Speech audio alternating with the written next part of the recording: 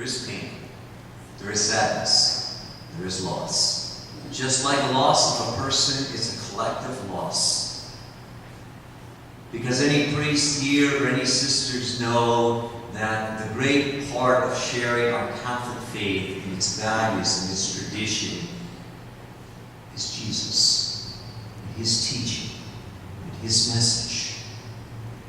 So that the world comes to see the wonderful treasure faith is, and the gift that it is to share our faith with others. In the Gospel tonight, we hear the story of the rich young man. Notice Jesus sees a lot of hope and promise and potential in him. But he says, you're lacking one thing. We're all familiar with this story. And the man walks, he's the only one in the New Testament who encounters Jesus, who walks away.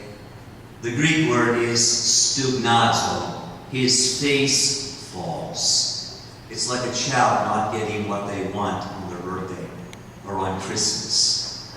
They're just sad. You wish you could do something to remedy that.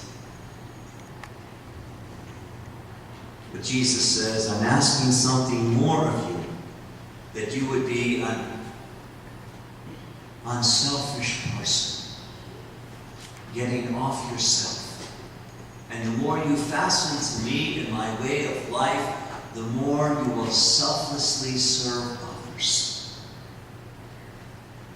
It makes me wonder, how many people today, only God knows, who are out in this world serving well because they had a foundation. That this place was the beginning seeds.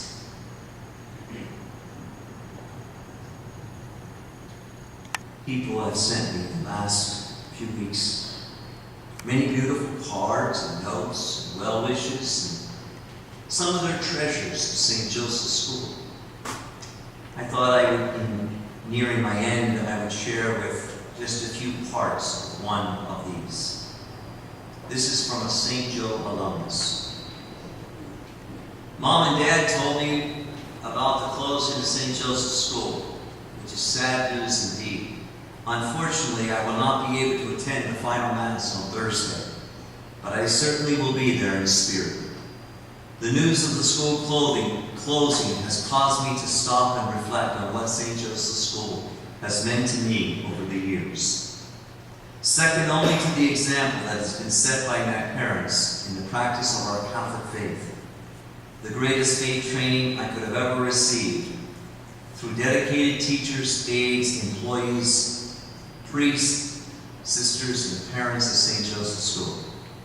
Although it's been 40 years since I was a student there, so many things I've learned and experienced that remain with me today. Liturgical seasons, holy days, religious observations, Advent, Lent, and goes through May, crowning, First Communion. The Felician sisters always had a good reason for what they taught us. And I wish they knew the impact they've had on my life.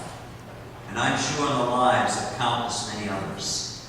For example, here are some of the little habits that they instilled in me. I pray for guidance when a difficult task or situation confronts me, because Sister said so.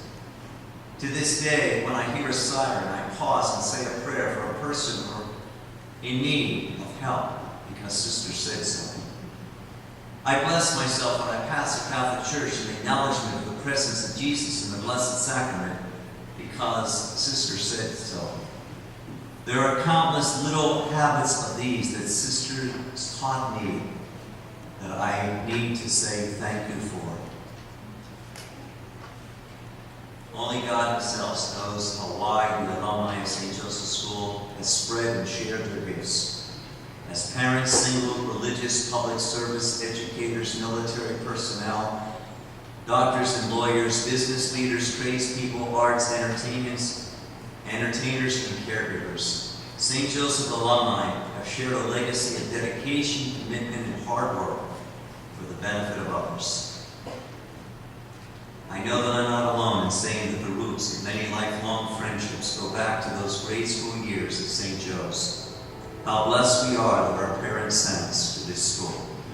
How blessed we are to make friends with kids who come from good, dedicated, faithful families.